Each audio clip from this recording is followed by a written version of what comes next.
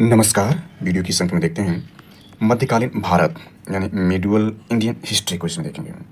और यह जो नोट्स है वह बेस्ड ऑन माइंड मैप यानी जीएस वर्ड का एक महत्वपूर्ण नोट्स है।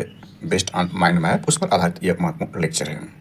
साथ ही इसमें जो है समसामयिक घटना चक्र की चित्रात्मक प्रस्तुति के अंतर्गत जो मध्यकालीन भारत है उसके भी जो लेक्चर इसमें इनपुट किए गए हैं। तो मध्यकालीन भारत के अंतर्गत हम वर्तमान में लेक्चर को देख रहे हैं। हालांकि एंशिएंट हिस्ट्री यानी प्राचीन भारत पर इस नोट्स के आधार पर महत्वपूर्ण लेक्चर बनाकर इस चैनल पर अपलोडेड है। आप प्लेलिस्ट में जाकर के इस चैनल पर देख सकते हैं। तो मध्यकालीन भारत के अंतर्गत जो पूर्व के लेक्चर में जो जानकारी दी गई है उसके पूर्वावलोकन के अंतर्गत देखें तो मध्यकालीन भारत के अंतर्गत हमने महमूद गजनवी खुरासान शासक को देख लिया है। महमूद गजनवी के या गजनवी के प्रमुख आक्रमण देख लिया। मोहम्मद गौरी को भी हमने देख लिया है। अलबरूनी को भी देख लिया है।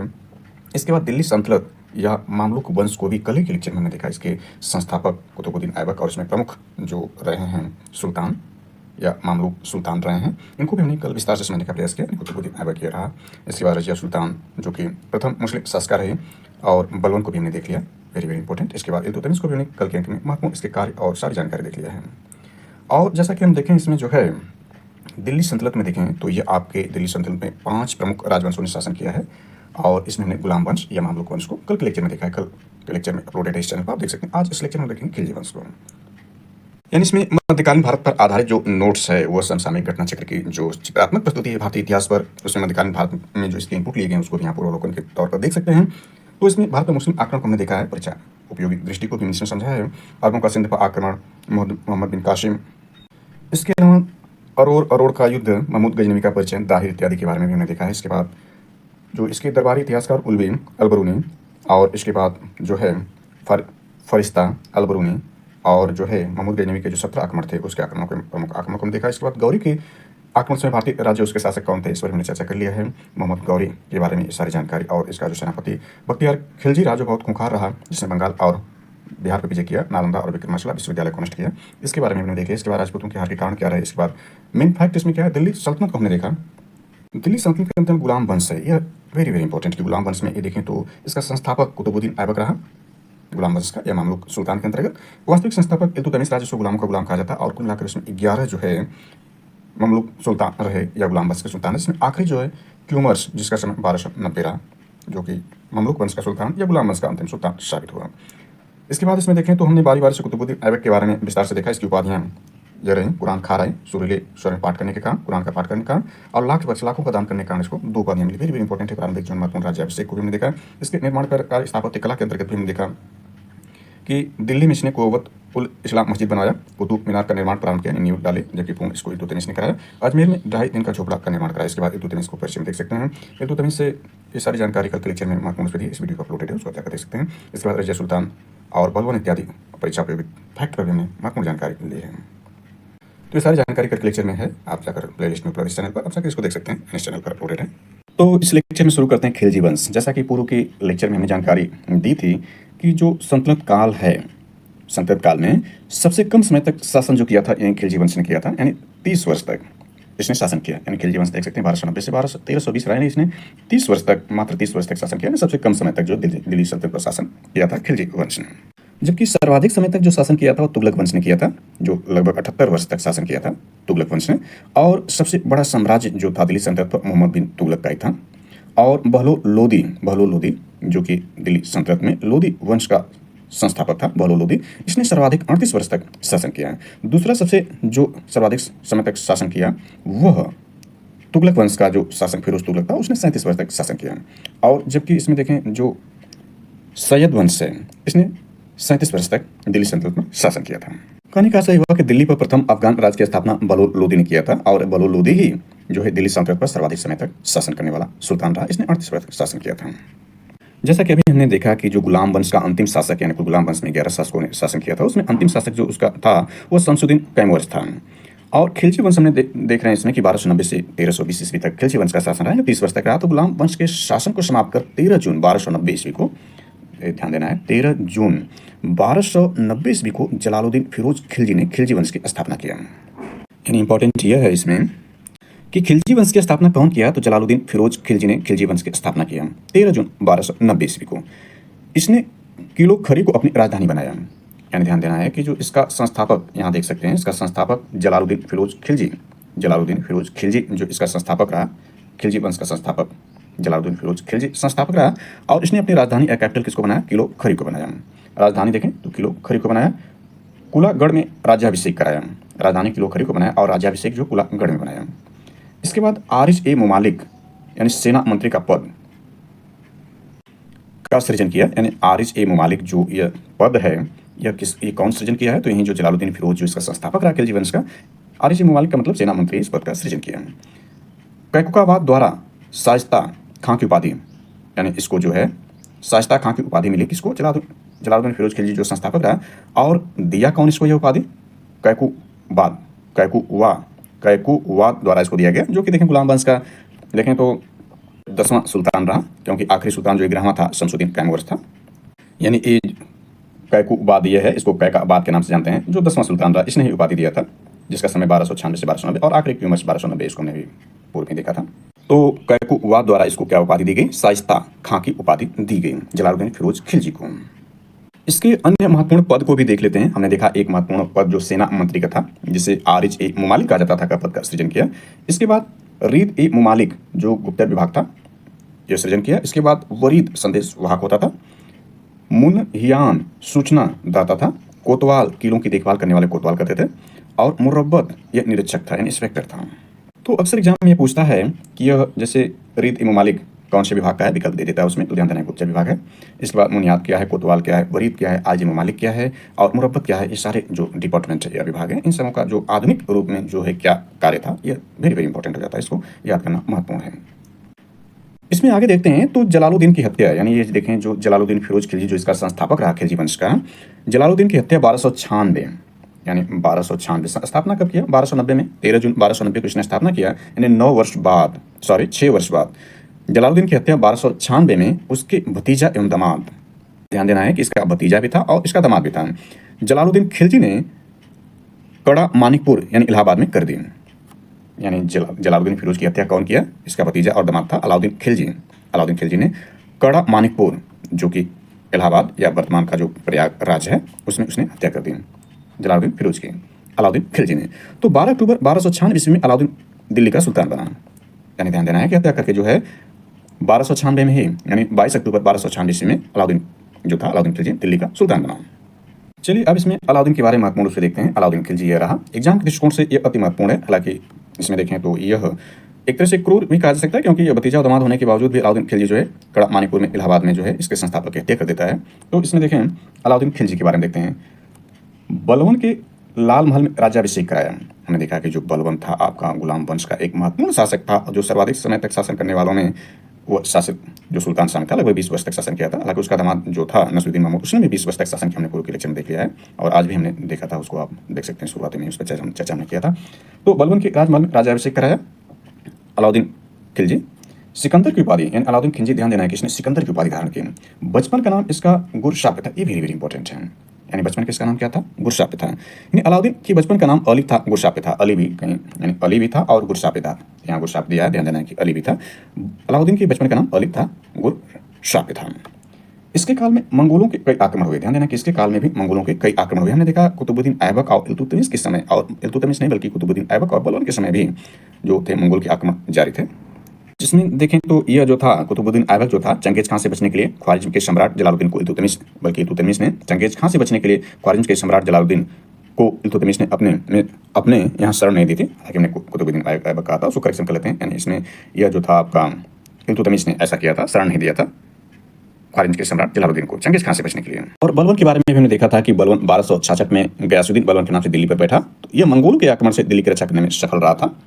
तो इसके काल यानी अलाउद्दीन खिलजी के समय भी मंगोलों के कई आक्रमण हुए। 1296 में देवगिरी पर आक्रमण कर रामचंद्र देव को हराया। यानी अलाउद्दीन खिलजी जो 1296 में ही, यानी इसने सुल्तान बना था 22 अक्टूबर 1296 में, और 1296 में देवगिरी पर आक्रमण करके इसने रामचंद्र देव को हराया था। और इसमें देखें तो यह इसके महत्वपूर्ण जो कार्यों में शामिल है। अमीर खुसरो द्वारा इसे दी गई उपाधियां, यानी अमीर खुसरो द्वारा इसे दी गई, यानी कौन कौन सी उपाधियां दी अमीर खुसरो ने इसे दी? तो विश्व सुल्तान की उपाधि दिया, युग का विजेता की उपाधि दिया, जनता का चरवाहा की उपाधि दिया। इसको अलाउद्दीन खिलजी को जो है विश्व का सुल्तान की उपाधि, युग का विजेता और जनता का चरवाहा की उपाधि अमीर खुसरो ने दिया अलाउद्दीन खिलजी को। इसके बाद देखें अलाउद्दीन के 4 अध्यादेश, यानी जो ऑर्डिनेंस हैं, ये 4 अध्यादेश इसके कौन से वेरी वेरी इंपॉर्टेंट एग्जाम के कौन से, तो 4 अध्यादेश यहाँ पर देखे जा सकते हैं। पहला, अमीरों के मेल मिलाप तथा उत्सवों पर रोक, यानी पहला अध्यादेश इसने क्या किया, अमीरों के मेल मिलाप था उनके उत्सवों पर रोक लगा दिया। दूसरा, गुप्तचर प्रणाली का गठन किया। तीसरा, खालसा भूमि द्वारा राजस्व वृद्धि किया। चौथा, मद्य निषेध, यानी मद्य निषेध इसने किया, यानी शराब इत्यादि पर जो इसने बैन लगा दिया ऑर्डिनेंस के माध्यम से। तो इसके जो ये 4 अध्यादेश हैं वेरी वेरी इंपॉर्टेंट है। पहला, अमीरों का मेल मिलाप था उत्सवों पर रोक लगा दिया। गुप्तचर प्रणाली का गठन किया और खालसा भूमि द्वारा राजस्व वृद्धि इसने किया। प्रशासनिक कार्य इसके देखें, यानी एडमिनिस्ट्रेटिव वर्क इसके क्या रहे, तो सेना को नगद वेतन देना शुरू किया, यानी कैश में पेमेंट करना शुरू किया। अस्थायी सेना की शुरुआत की, यानी परमानेंट आर्मी बनाया। घोड़ा दागने, ध्यान देना है, घोड़ा दागने सैनिकों का हुलिया लिखने की प्रथा की शुरुआत की, वेरी वेरी इंपॉर्टेंट है। घोड़ा दागने सैनिकों का हुलिया लिखने की प्रथा इसने शुरू किया और सेना को नगद वेतन यानी कैश में पेमेंट करना शुरू किया और अस्थायी सेना बनाया। ये वेरी वेरी इंपॉर्टेंट इसके कार्यों के अंतर्गत। और यहाँ देखें ना कि ये चेन इसकी बहुत लंबी दिख रही है, तो थोड़ा सा ऊपर से इस पर और कवर करते हुए चलते हैं। तो यहाँ देखें आपका जो है खजाइनुल फुतूह, यानी खजाइनुल फुतूह खुसरो, फुतूह सलातीन इसामी रेहला इब्न बतूता से अलाउद्दीन की बाजार सुधार की जानकारी मिलती है। क्या सही हुआ कि जो अलाउद्दीन की जो बाजार सुधार यानी मार्केट रिफॉर्म की जो जानकारी मिलती है वो अमीर खुसरो द्वारा रचित यह रचना है, इसामी द्वारा यह रचना है और इब्न बतूता जो है इसके द्वारा जो रेहला लिखा गया है। इन सभी रचनाओं में जो है अलाउद्दीन खिलजी की बाजार सुधार की जानकारी मिलती है, वेरी वेरी इंपॉर्टेंट है। यानी इसके इन रचनाओं के रचनाकार कौन कौन से हैं और इनसे क्या जानकारी मिलती है, ये एग्जाम दृष्टिकोण से महत्वपूर्ण है। इसके बाद देखें तो तारीख फिरोज शाही इसने किसने लिखा है, अक्सर जहाँ पूछता है तो जियाउद्दीन बर्नी ने लिखा है।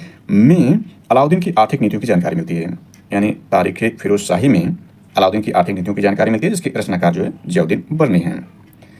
इसके बाद इसमें देखें तो इसने मिल्क इनाम और वक्त जैसी दी गई भूमि को खालसा भूमि बदल दिया, यानी ये भूमि आपके मिल्क यहाँ दूध नहीं है बल्कि ये मिल्क इनाम और वक्त जैसी भूमियों को यानी दी गई भूमि को खालसा भूमि बदल दिया। और हमने अभी देखा कि जो देखें तो अलाउद्दीन खिलजी ने सेना को नगद वेतन यानी कैश देना शुरू किया एवं अस्थायी सेना की शुरुआत की। दिल्ली के शासकों में, यानी हमने जितने भी दिल्ली के शासक अब तक देखे हैं और आगे भी देखेंगे, तो दिल्ली के शासकों में अलाउद्दीन खिलजी के पास सबसे विशाल सेना थे।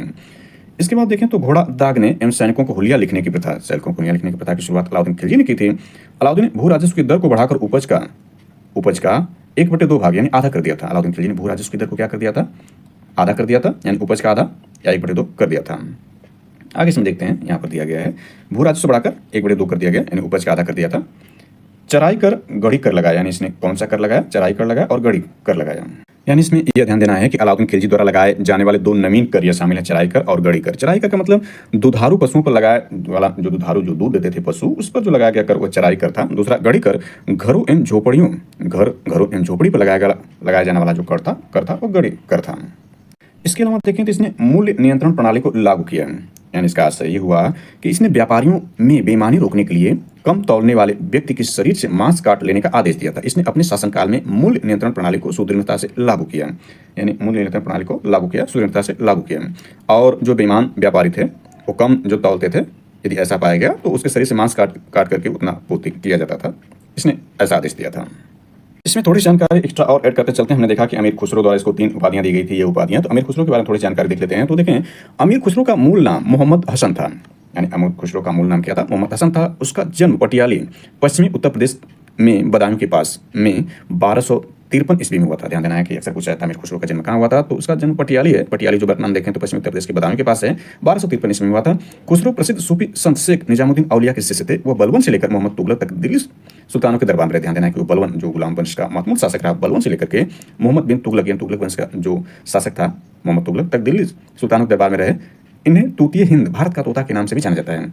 सितार एवं तबले के आविष्कार का श्रेय, ध्यान देना है कि अमीर खुसरो को जो है सितार एवं तबले के आविष्कार का श्रेय अमीर खुसरो को ही दिया जाता है। आगे इसमें देखते हैं तो हमने यहाँ तक देख लिया था मूल्य नियंत्रण प्रणाली को इसने लागू किया था। इसके बाद मलिक काफूर को दक्षिण भारत भेजा, यानी देखें दक्षिण भारत की विजय के लिए अलाउद्दीन ने मलिक काफूर को भेजा दक्षिण भारत की विजय के लिए। इसके बाद देखें तो सेना का केंद्रीकरण किया, यानी इसने सेना का केंद्रीकरण किया, सेंट्रलाइज किया।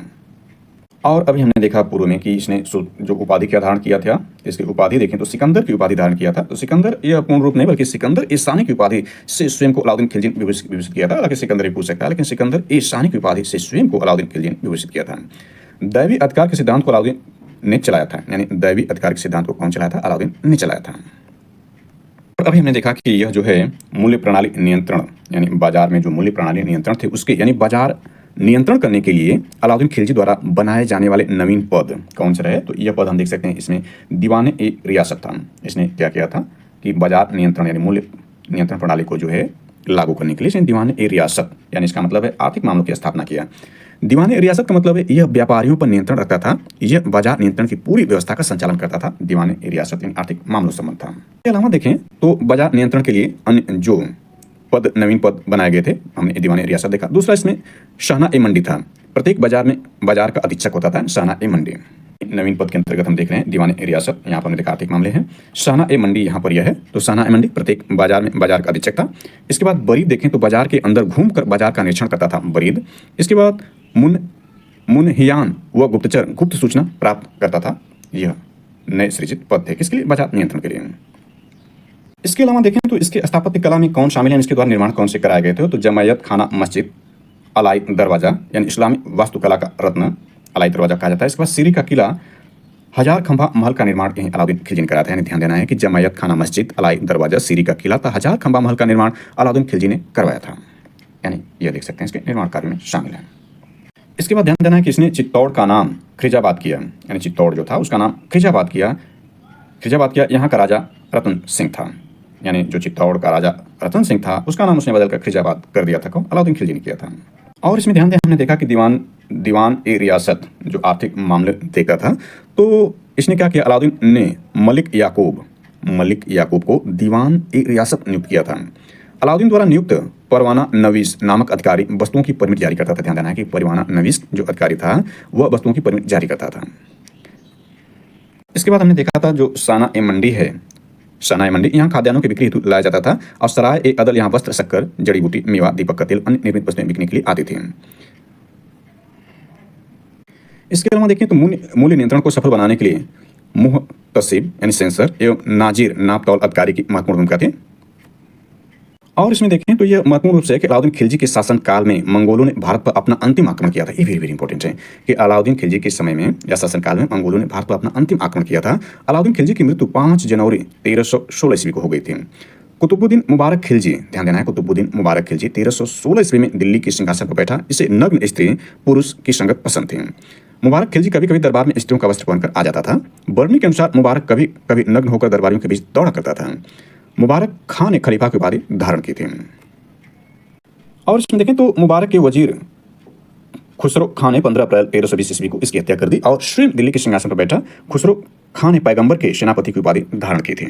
चलिए इसके नोट को देख लेते हैं। तो नोट में इसमें क्या महत्वपूर्ण है? नोट यह रहा कि खुसरो शाह प्रथम भारतीय मुसलमान था जो दिल्ली का शासक बना। खुसरो शाह प्रथम भारतीय मुसलमान था। ध्यान देना है कि खुसरो शाह प्रथम भारतीय मुसलमान था जो दिल्ली का शासक बना।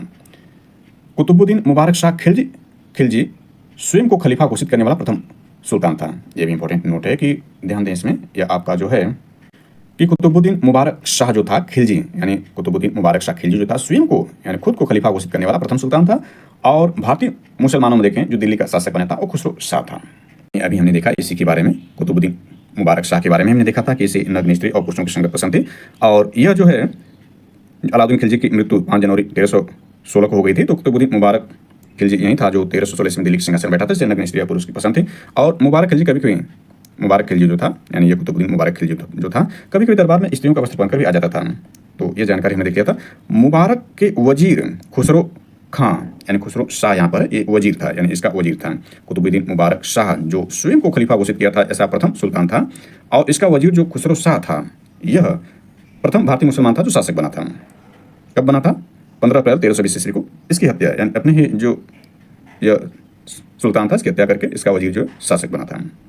और ध्यान देना कि ये खुसरो शाह जो है ने पैगंबर के सेनापति की उपाधि धारण की थी। पैगंबर के सेनापति की उपाधि धारण कौन किया था? खुसरो शाह ने किया था। यानी हमने देखा कि जो सबसे छोटा वंश दिल्ली सल्तनत था वो खिलजी वंश था जो 1290 से 1320 तक शासन किया। और इसमें सबसे महत्वपूर्ण जो था अलाउद्दीन खिलजी था। यह बहुत छोटा समय था इस वंश का। तो इसमें अलाउद्दीन खिलजी को देखें तो इसके बहुत ही महत्वपूर्ण कार्य है, यानी यह इस वंश में सबसे महत्वपूर्ण शासक रहा। हालांकि ये क्रूर निर्दयी भी रहा, हालांकि यह इस हिसाब से इतिहास इसका मूल्यांकन जो भी करे, लेकिन यहाँ पर देखें तो अलाउद्दीन खिलजी का विजय अभियान देख लेते हैं। वेरी इंपॉर्टेंट एग्जाम दृष्टिकोण से ही सारी जानकारी हम इसमें दे रहे हैं। तो इसमें अलाउद्दीन खिलजी का विजय अभियान देखते हैं। इसका विजय अभियान उत्तर भारत में है और दक्षिण भारत में। तो सबसे पहले हम देख लेते हैं उत्तर भारत के अंतर्गत अलाउद्दीन खिलजी का विजय अभियान कौन सा। वेरी वेरी इंपॉर्टेंट है।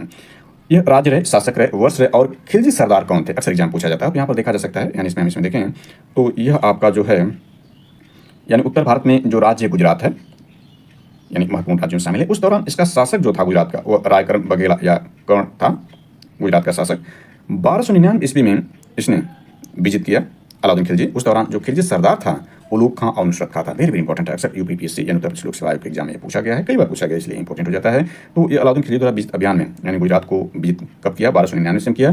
खिलजी सरदार यह रहे और उस दौरान जो है वहाँ का शासक गुजरात का यह रायकरण बघेला या कर्ण कहीं लिखा रहता है, रायकर्ण भी लिखा रहता है, रायकर्ण बघेला, तो ये शासक था। रणथंभौर देखें, इस राज्य का जो शासक था, यानी रणथंभौर किसने विजित कब किया था, 1301 ईस्वी में जीता था। खिलजी सरदार उलूग खां और नुसरत खां यानी यहीं थे।